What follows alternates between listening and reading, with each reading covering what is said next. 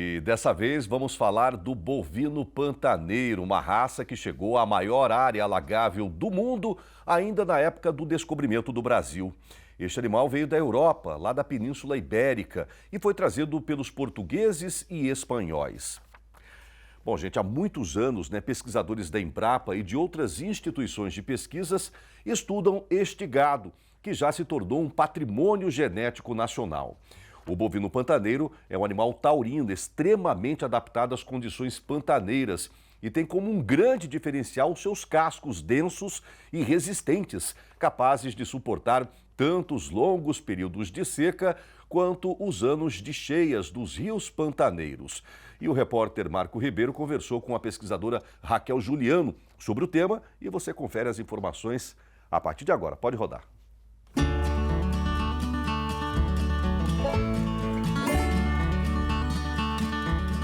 Capazes de suportar tanto as altas temperaturas que chegam a rachar o chão, quanto as chuvas de verão que alagam boa parte da planície pantaneira, um dos maiores celeiros de cria do Brasil.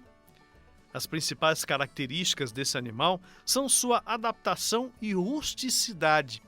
Sua origem remonta ainda aos tempos do descobrimento do Brasil. O bovino pantaneiro é um patrimônio genético que tem sido estudado, preservado e conservado pela Embrapa Pantanal. Que gado é esse? Quando a gente fala bovino pantaneiro, a gente está falando de que animal e qual que é a origem desse animal? A gente está falando de um Bos taurus, né?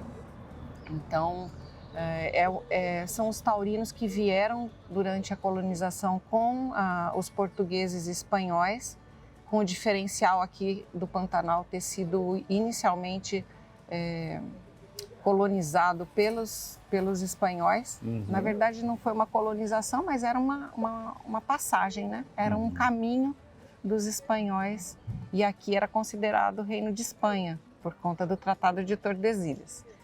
E eles trouxeram todos os domésticos que vinham nos navios, né? O bovino era força de trabalho, força de tração, né? Depois, obviamente, que conforme ele foi sendo criado, explorou-se aí a carne e o couro, né? E ele chegou aqui junto com os colonizadores. Então, um taurino já tinha passado ali pelas ilhas de colônias espanholas, né? Então ele não era assim, não veio direto da Europa, né? Ele já tinha feito um pit stop ali. E chegou aqui e ficou, vamos dizer assim, em condição natural até que a pecuária iniciou sua atividade como atividade econômica. Então a gente tem que lembrar que eles ficaram, tem aí um intervalo onde os bovinos não eram criados, né? Não existia a pecuária ainda. E a partir, se não me engano, do século XIX, eles começaram então a criar, a ter uma atividade pecuária no Pantanal. Então, quando eles começaram a introduzir o Nelore nos sistemas produtivos pantaneiros, é que você começou a ter essa miscigenação. E aí o bovino pantaneiro começou a ser substituído, miscigenado e substituído.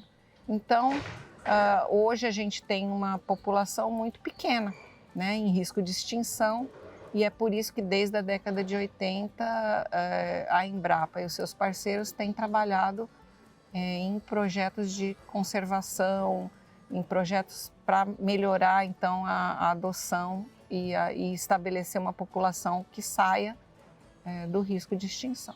Bacana, você falou que é uma população pequena, de quantos animais nós estamos falando? Olha, a gente tem acompanhado junto à Associação de Criadores e estimamos em torno de 2.700 a 3.000 animais, né? Isso varia muito em função da questão de venda, né? Se você tem ou não o ciclo completo, e aí cada propriedade vai ter aí uma flutuação de população em função do sistema produtivo, ser de cria, de recria, de engorda.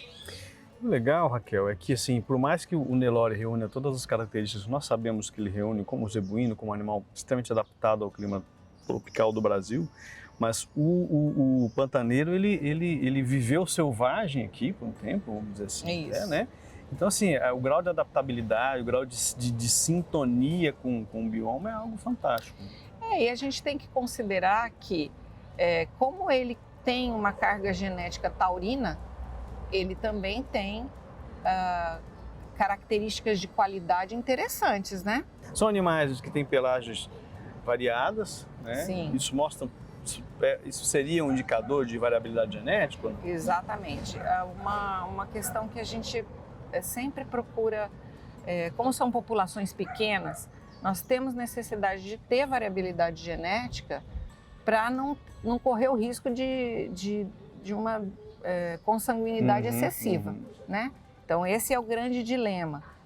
Esse, inclusive, é o grande dilema da questão de fazer seleção e melhoramento em populações muito pequenas. De você imprimir aí uma questão de o alto grau de consanguinidade. O fato de você ter variabilidade fenotípica na coloração é um indicativo de que você tem uma variabilidade genética, né? Então, óbvio que você vai ter aí preferência por padrões fenotípicos em determinados criatórios, né? Isso vai ser diferente para quem quer criar um bovino para a produção de leite, um bovino pantaneiro para a produção de carne, mas a função, inclusive, do nosso criatório, do nosso rebanho, é manter a variabilidade. Então, o rebanho da Embrapa Pantanal, ele é uma reserva genética importante para trabalhar sempre na recuperação desse patrimônio. Por quê? Porque eu não tenho interesse econômico, né? Eu sou uma instituição pública de pesquisa e é uma da função do nosso trabalho disponibilizar recurso genético à medida que vai sendo necessário. Né? Por isso que o meu trabalho nunca acaba e por isso que a gente está sempre tentando trabalhar alinhado à questão da prioridade dos produtores. É um animal que tem a espessura de pele maior, mais espessa, né? É um animal que tem pele mais espessa. É um animal menor. Então, isso durante muito tempo foi considerado uma característica indesejável, né? Mas a gente tem que pensar que os animais menores têm uma necessidade menor de mantença, né? Principalmente a questão nutricional. É um animal com uma habilidade materna muito boa, né? Um animal que tem um comportamento de defesa do rebanho diferenciado. Então, eles têm uma característica de comportamento de grupo muito interessante, né? Principalmente em criações extensivas e a questão de proteção das crias, né? É um animal extremamente prolífero, com uma libido muito boa e com uma precocidade sexual muito boa também. Então, tudo isso acaba sendo um pacote que foge um pouco do padrão, né, em termos de conformação, talvez, porque é um animal menor, mas é um pacote muito interessante quando você pensa em sustentabilidade, nesse novo aspecto da pecuária que está sendo construído.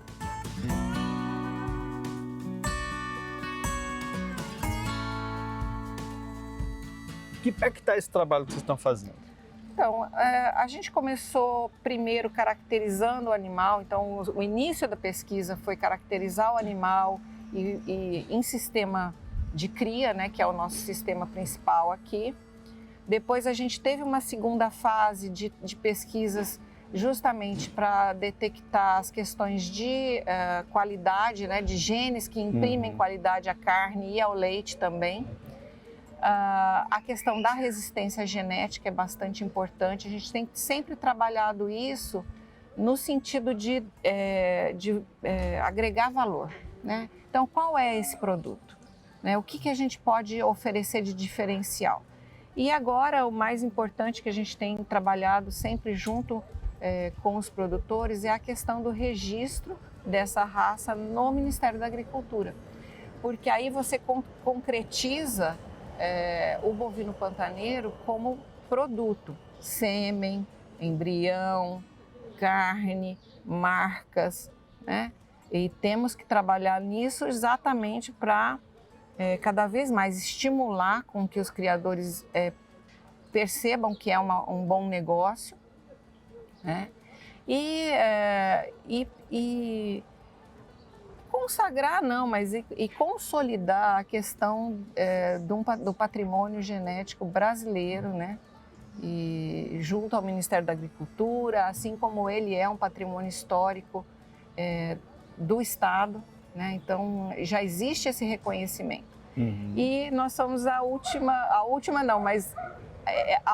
raça de adaptados, de bovinos adaptados a ser registrada no Ministério da Agricultura. Estamos sempre muito ansiosos para que isso aconteça.